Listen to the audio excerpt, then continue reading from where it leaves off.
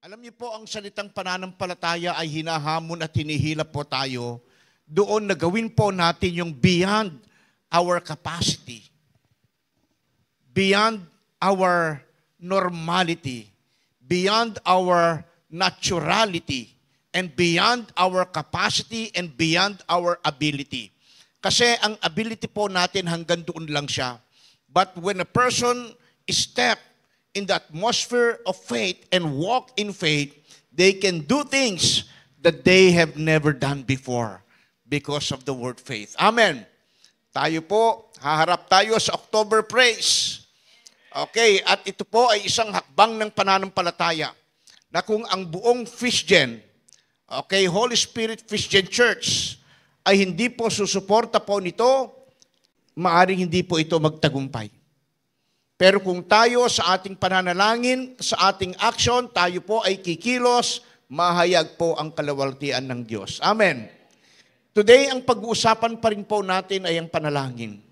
Nung nakaraan ay assurance in prayer. Ngayon, prayer that reaches the heart of God. Lahat po nagdarasal, lahat nananalangin, ngunit may mga ilang tumigil na sa pananalangin kasi sa kaisipan, hindi naman natutugunan yung aking dinadalangin. That's why, ano po ba ang panalangin na ito ang humihipo sa Diyos? Kasi lahat naman ng tao nananalangin. Pero bakit may mga ilan na nagsawa na sa panalangin? Kasi nga hindi na raw nila nararanasan yung pagtugon ng Panginoon. Ako ay naniniwala na sino mang lalapit sa Diyos, mananampalataya o hindi, ang Diyos laging may tugon. Amen. Lucas 18, talatang 1 hanggang 8. Isinalaysay ni Jesus ang isang talinghaga upang ituro sa kanila na dapat silang laging manalangin at huwag mawalan ng pag-asa. Sinabi niya, sa isang lungsod ay may isang hukom na walang takot sa Diyos at walang iginagalang na tao. Sa lungsod ding iyon ay may isang biyuda. Lagi siyang pumupunta sa hukom at sinasabi, bigyan po ninyo ako ng katarungan sa aking usapin. Tinanggihan siya ng hukom sa loob ng mahabang panahon. Ngunit nang magtagal ay sinabi ng hukom sa sarili, kahit ako'y walang takot sa Diyos at walang iginagalang na tao, ibibigay ko na ang katarungang hinihingi ng biyudang ito, sapagkat lagi niya akong ginagambala at baka mainis pa ako sa kapupunta niya rito. At nagpatuloy ang Panginoon. Pakinggan ninyo ang sabi ng masamang hukom na iyon. Verse 7, ngayon, ipagkakait kaya ng Diyos ang katarungan sa mga minamahal niya na dumaraing sa kanya araw-gabi? Sila kaya'y paghihintayin niya ng matagal? Sinasabi ko sa inyo, agad niyang ibibigay sa kanila ang katarungan. Ngunit sa pagbabalik ng tao, sa daigdig na ito, may makikita pa kaya siyang mga taong sumasampalataya sa Kanya? You see, the very question of the Lord Jesus Christ, sa Kanyang pagbabalik, will He found faithful men into their faith or unto their faith? Dito po, kung mayroon mang makapagpapalambot sa puso ng Diyos, walang iba kundi ang pananalangin. Ikinuwento niya na isang babae na ito'y byuda, na ito ay lumalapit araw-gabi at mahabang panahon at wala po siyang kahihinto sa pagpunta. Kahit tulog na o namamahinga, ginagambala niya hanggang sa panahon na maasar na itong hukom na to. Sino sa inyo nakaranas na naasar na dahil sa pangungulit? Yung sagutin mo na kasi ako, yung mga ganon. Ha? Kaya nung sumagot ka hindi dahil sa pag-ibig, dahil na lang sa kakulitan. So sa tuwing ang mga Israelita ay nananalangin sa Diyos, kinahabagan po sila ng Diyos. Sa Old Testament, ang mga Israelita po, pagkatapos po silang magtagumpay sa buhay, gagawa na naman po sila ng iba-ibang mga bagay na pinagseselosan ng Diyos, kinagagalit ng Diyos, nasasadlak na naman ang kanilang buhay, sila'y nagiging alipin, At sa panahon na sila'y tumatawag sa Panginoon, sila'y pinapakinggan naman ng Diyos. Kaya nga nabuo yung isang kantang Rivers of Babylon. Ano yung kantang yon? By the rivers of Babylon. Diba? You see, di ba? Na ang mga Israelita, kahit napapadpad sila sa pagkakasala at paglayo sa Diyos, kapag sila ay lumalapit sa Panginoon, dinirinig ng Diyos. Kapag nakikita ng Diyos yung paghihirap ng kanilang kalooban at pangangatawan, bumababa ang Diyos sa kanila. Even in the days of Pharaoh, ang sabi ng Lord, I have heard the cry of my people. Moses, go and let these people go in my name. At sabi mo kay Pharaoh. So what kind of prayer that could touch the very heart of God? First, pray expectantly. Kaya ka hindi nakakatanggap kasi you don't expect. You just said the word, but no expectation. Kasi para ka lang nakipag-usap sa hangin. O para kang nakipag-usap sa isang tao na wala kang inaasahang tugon. Alam mo yung nakipag-usap ka sa bingi, meron ka bang aasahang tugon sa bingi? Wala. Kasi wala kang inaasahan. So, when we approach the throne of God, believe that God can hear you. And when you pray to God, expect for something that He will do greater things into your life. Psalms 5 verse 3. Ano po ang sabi niya ron? Ang sabi na nagpe-pray ganito, my voice shalt thou hear in the morning, O Lord. The one who is praying, ang sabi niya, my voice shalt thou hear in the morning. Naniniwala ako, Lord, that in the morning when I pray, you hear me. Nakikinig ka, O Diyos. In the morning will I direct my prayer unto Him, I will lift up. And I will look up. Ito ay madalas po namin kinakanta nung araw. O Lord, in the morning, will I direct my prayer unto you and will look up. Meron kasi na nakikinig sa atin, kaya hindi dapat tayo nagsasawa sa panalangin.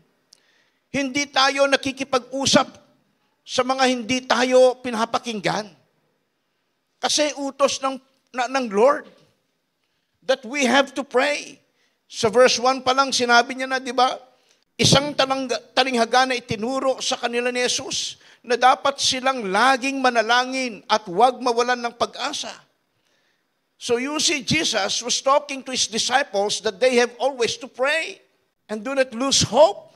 Kasi may nakikinig, may tumutugon, may umaaksyon.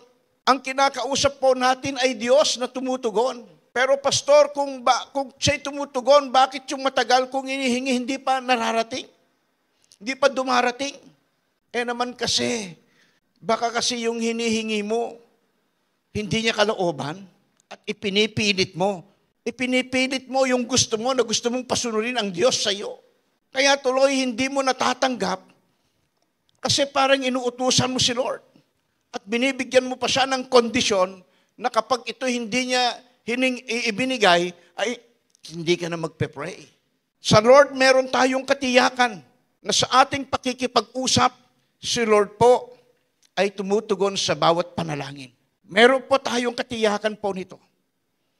Kaya when you pray, expect God that He will do something in your prayer.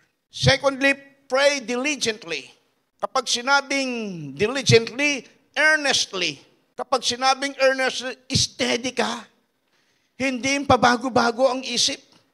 Dahil ang sabi ng Bible, huwag umasang tatanggap ang taong pabago-bago ang isip. When you pray, stick doon sa panalangin mo and be sure na talagang ito ay kailangan mo. Dahil baka lang naman kasi gusto mo. Tapos kapag hindi ibinigay ni Lord, nagtatampo ka. Kaya maraming Kristiyanong mga sakit ay mga tampuritis. Mga sumpungitis. Matthew 15 verse 22. Isang kanineya na nakatira doon ang malapit sa kanya na sumisigaw, Panginoon, anak ni David, maawa po kayo sa akin. Ang anak kong babae ay sinasapian ng demonyo at labis na pinahihirapan nito. Ang nanay po ay sumisigaw na humihingi po ng awa o ng habag. She was asking for God's mercy. And she was begging Jesus to help her. pero ang may sakit yung anak. Pero yung nanay yung lumapit. At sa verse 28, at sinabi sa kanya ni Jesus, napakalaki ng iyong pananampalataya. Mangyayari ang hinihiling mo. At nooy di gumaling ang kanyang anak. Yung kwento po kasi nito, nabalitaan ng babae na si Jesus ay dumating doon sa lugar nila. At nung malaman po niya, siya po ay naglakad at hinanap kung saan naroon si Jesus. It might even be that in our prayers, there's a lot of journey.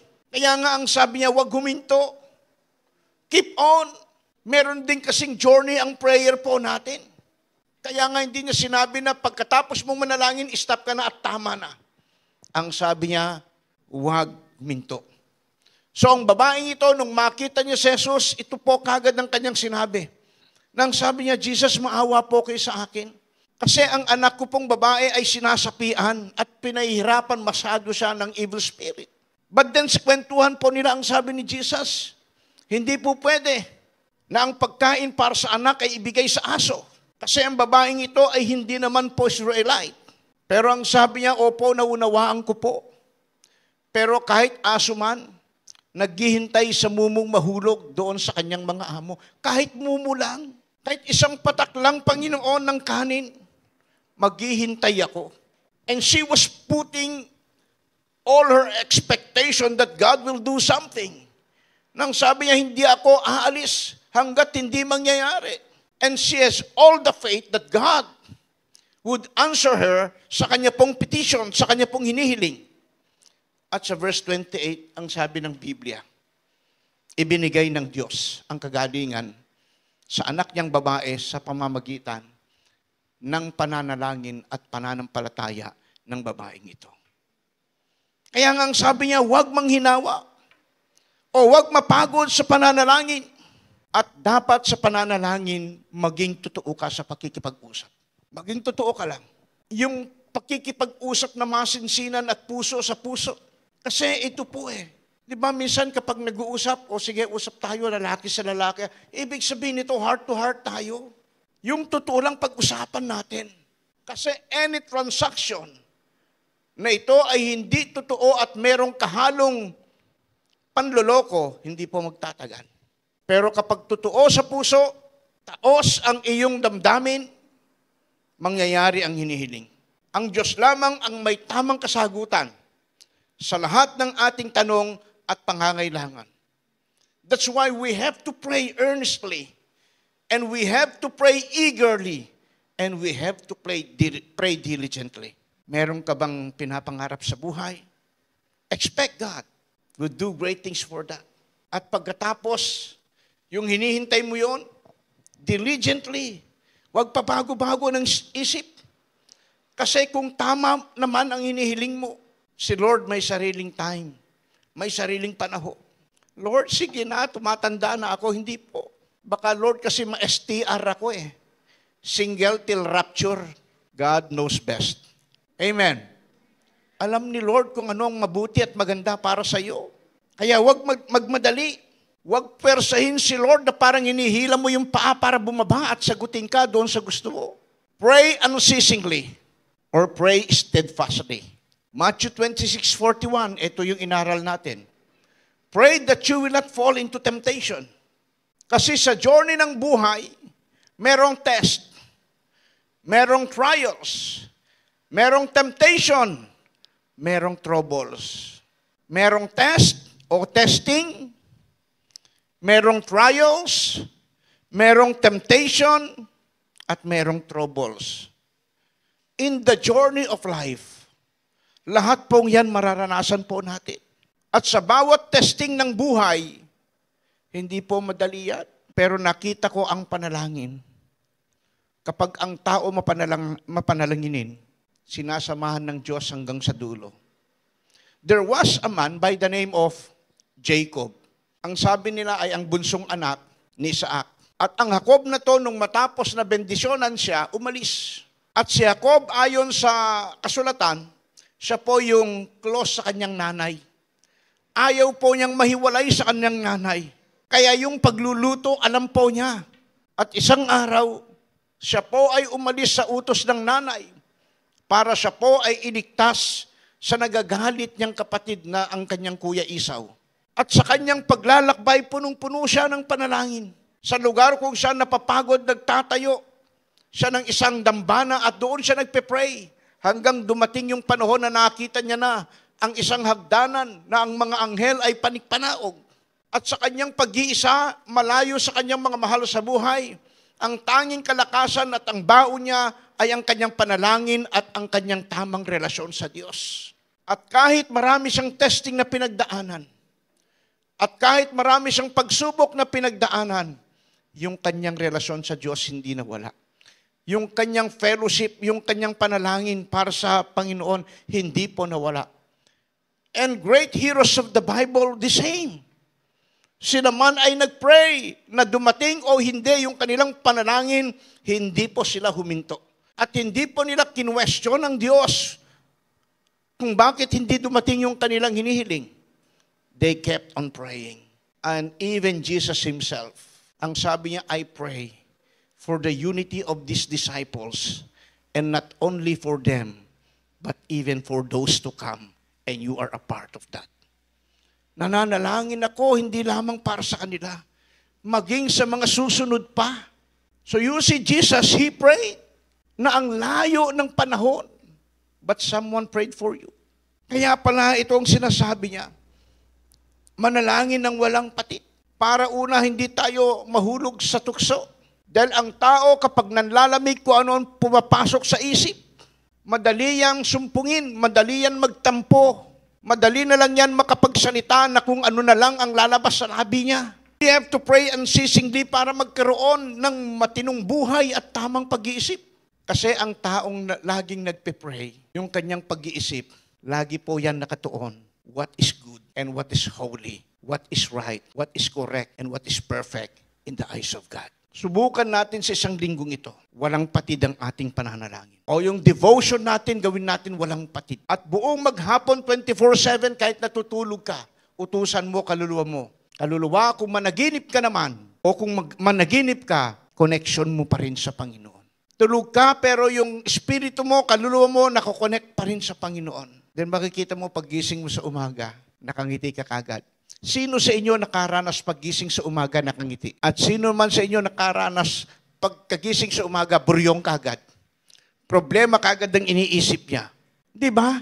Dumarating paggising mong ganon, problema kagad. Niisip mo yung, paano kaya mababayaran ang 60,000? Pero paggising mo sa umaga, nakangiti ka. Lord, thank you for the provision because you are the God who is El Shaddai, the God of plenty, the all-sufficient one, the God who is more than enough. I believe and we believe that in this team, we cannot only survive, but we will triumph. Amen. Hindi lamang tayo makakasurvive, kundi magtatagumpay tayo. Man, hindi ka survivor.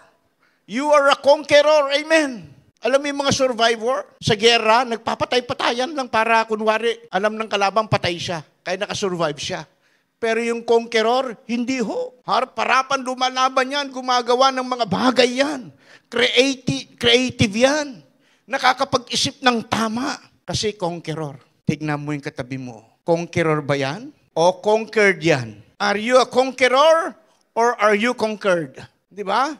Ikaw ba ay matagumpay o ikaw ay pinagtagumpayan? Ugaliin lagi ang manalangin dahil ito ang tatak ng isang ganap na mananampalataya. Habit pala ito. Ang prayer pala, gawin pala nating habit. Gawin na nating bahagi ng ating buhay. Kasi kapag lagi tayong nagpe-pray, ibig sabihin lagi po tayo nakikipag-fellowship. Sino sa inyo ayaw niyang makausap ang kanyang mahal sa buhay? Yung halimbawa lang, crush mo pero ayaw mo siyang kausapin. May thrill ba doon? Wala, di ba? Eh, lagi kang kinakausap ng crush mo. Kahit man lang i-text ka. Di ba?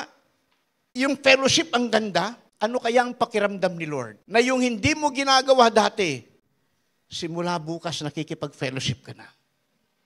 And you are expressing your deep moments with God. Na hindi mo lang sinasabi yung sitwasyon ng pagbagsak mo. Nagpapasalamat ka. Kasi sa kabila na ganito ka, minahal ka ni Lord. Sa kabila ng marami kang pinagdaanan sa buhay, eto, buhay ka pa rin. At nananatili pa rin yung presensya ng Diyos sa buhay mo. Isang mayaman, nakatingin doon sa labas, nakita niya ang isang mahirap o pulubi, nagkakalkal ng pagkain doon sa basurahan. At ang sabi ng mayaman to, salamat Panginoon, hindi ako katulad niyang mahirap ang buhay. At habang nagkakalkal itong pulubing ito ng pagkain mula doon sa basura, may dumaan na isang ambulansya. At ang sabi ng pulubing ito, salamat Panginoon, hindi ako katulad ng nasa ambulansya, may karamdaman. Pagdating ng taong nasa ambulansya, dinala sa ospital, nakakita siya ng patay. At ang sabi niya, salamat Panginoon, buhay pa ako. Hindi ako tulad niyang patay na. Kasi ang patay, wala nang masabi. Habang buhay ka, connect your fellowship with God. Habang kaya pa ng labi, habang kaya pa ng isip makapagpuri, habang kaya pa ng tuhod, all out ka sa Panginoon.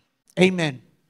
Kasi baka pagsisihan mo, sana nung malakas pa ako, na kaya ko pang sumayaw sa pagpupuri sa Panginoon, nagawa ko sana. Ngayon gustuhin ko man, putol na ang aking dalawang paa. Kasi gone are those days. Sabi nga, today, if you want problems, if you want yesterday's problems, will be a blessing for today. Then pray as if there's no tomorrow. May problema ka ba? Gusto mong maging pagpapala ngayon? Manalangin ka na parang wala ng bukas. Ngayon na ang lahat. Huwag natin tingi-tingiin. Lord, ipag-pray ko. Ang dami kong kailangan ang ipag-pray ko yung ngayon lang kasi bukas iba na namang item ito. Para kang nagpunta sa shopping. Ngayon, bibilhin ko ito. Sunod na araw, ito naman. Dalhin mo na sa loob.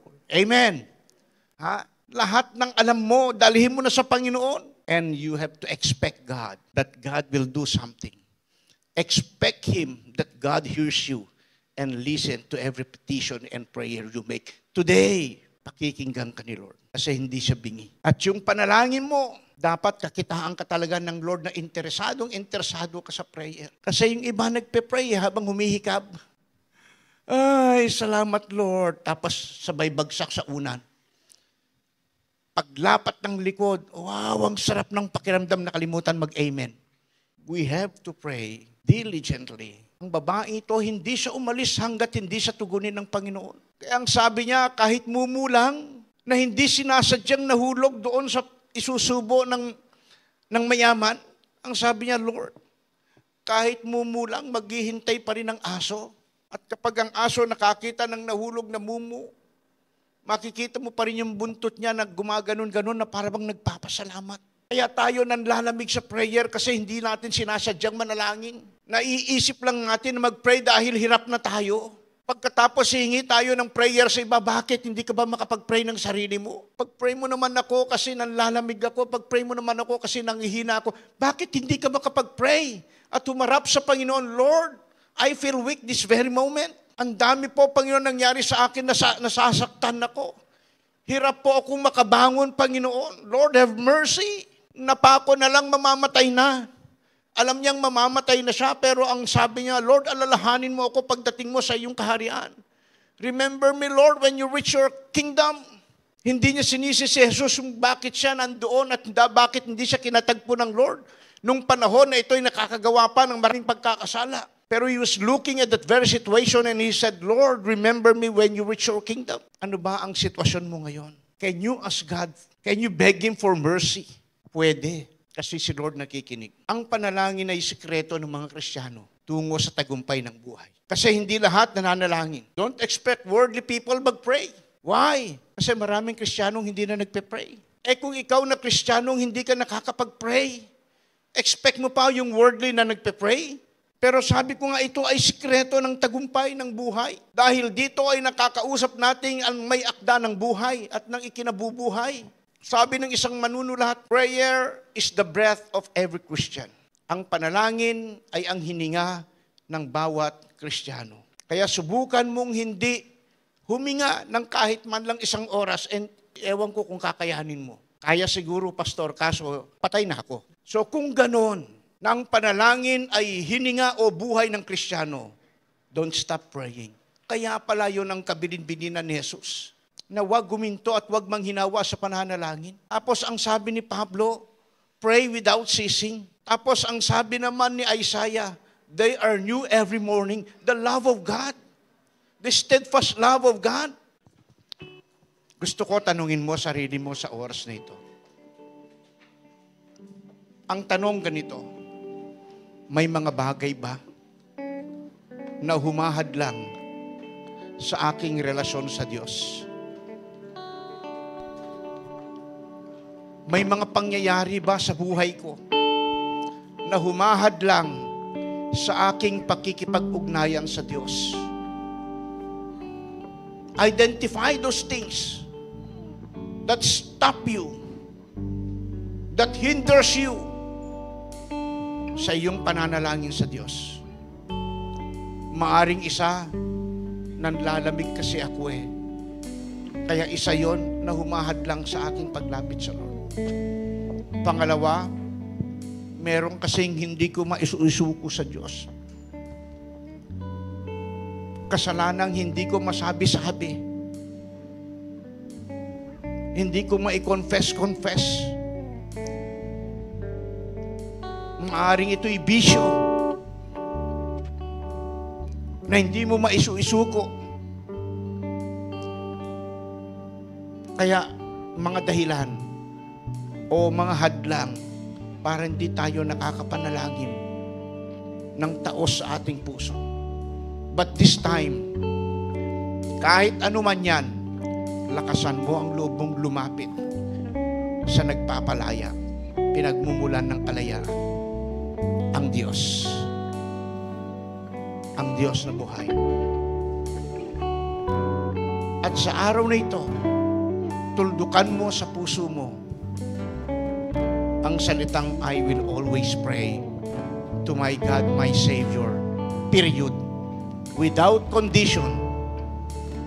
Wala nang karugtong. Because you are now setting a right decision at this very moment. Dumating man ang mga negatibong sitwasyon sa buhay mo, always remember, God is present in any place, anywhere, and in every situation you are in.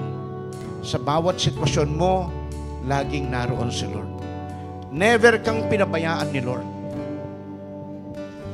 Kahit lumayo ka sa Kanya, He's always there for you.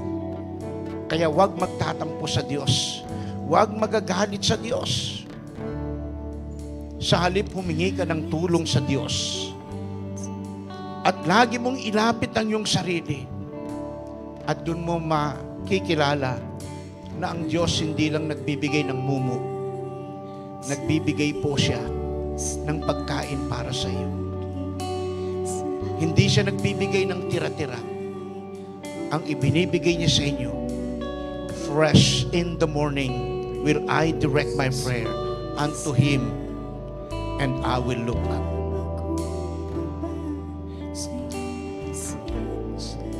Habang tayo nasa diwa ng panalangin, start identifying the things that hinders you kung bakit hindi ka makapanalangin ng tama sa Diyos. At sabihin mo sa Kanya, Espiritu ng panlalamig, tutuldukan kita ngayon.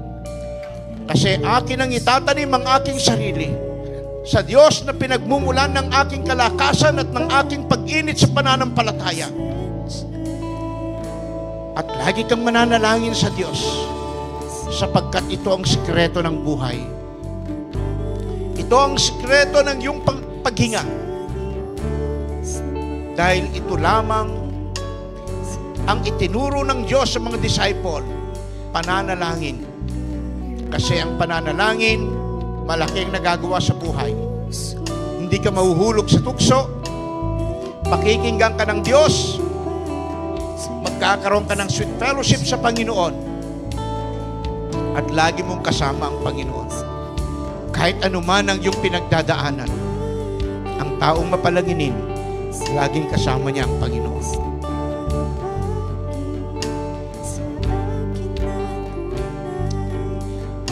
Sige, sabihin mo na sa Panginoon. Name them one by one. All those negative spirit. Alam ko, ayaw mo yan. At ang tanging solution, maging totoo, maging tapat, maging tama ka lang sa Diyos. Tutulungan ka ng Panginoon.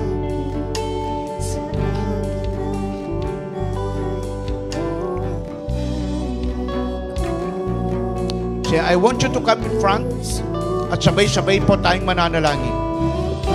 Hingin po natin ang kalakasan mula sa Lord, kalusugan ng ating spiritual na buhay. Lalo na madalas kang malayo sa mahal mo sa buhay. Madalas kang nag-iisa at nag-iisip.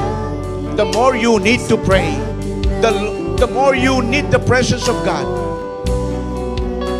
Lahat tayo nakaranas ng kabiguan. Pero kaya ka narito ngayon kasi hindi mo tinuldukan ang kabiguan. Mula sa kabiguan na yon, naging guro siya para tayo magpatuloy sa buhay na ito at magtagumpay.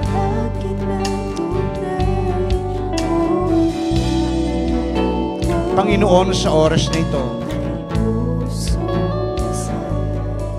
inaamin namin na nakaranas kami ng panlalamig. Dumating na sa aming buhay, O Diyos, pati na mga awiting spiritual hindi na namin ine-enjoy. At kahit sa panalangin, Panginoon, hindi na ganoon kasweet. Magbibigay kami ng panahon, pero O Diyos, alam mo naman na kinokontrol namin ang panahon na yon. At inabala namin ang aming mga pangangatuan, O Diyos, sa mga bagay kung saan madali kaming mapagod at hindi na kami makapagbabasa, hindi na kami nakakapanalangin. Patawad, O Diyos. There is the vital spirit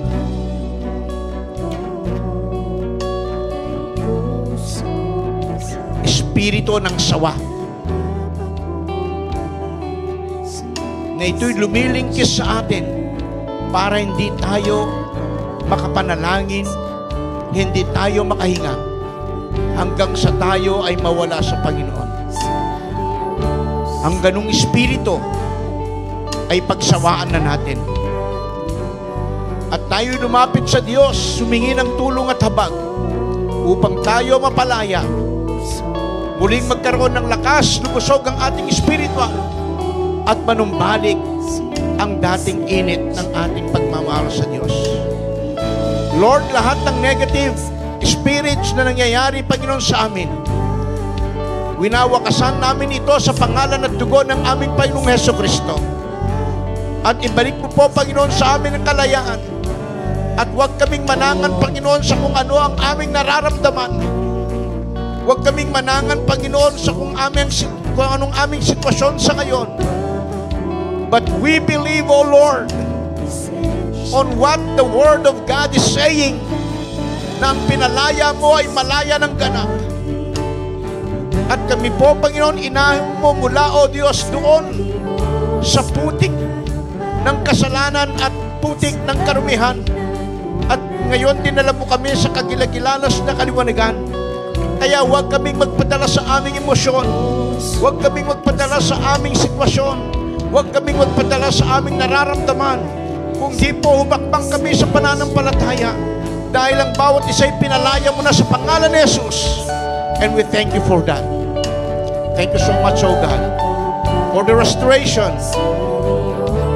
Thank you so much, O Lord, for the reconciliation. Reconciled and redeemed through the power of the blood of the Lord Jesus Christ. We thank you for the freedom that we have, and we are now starting to enjoying it. It is because of the power of the blood. Holy Spirit, salamat dahil binabantayan mo kami, tinutulungan. nilalagyan ng tamang panalangin para magiging tamang aming relasyon sa inyo. Sa araw na ito, salamat sa kalayaan. Sa oras na ito, salamat. Muli po, pagpalain mo ang bawat sa amin. Thank you so much, Jesus. Amen.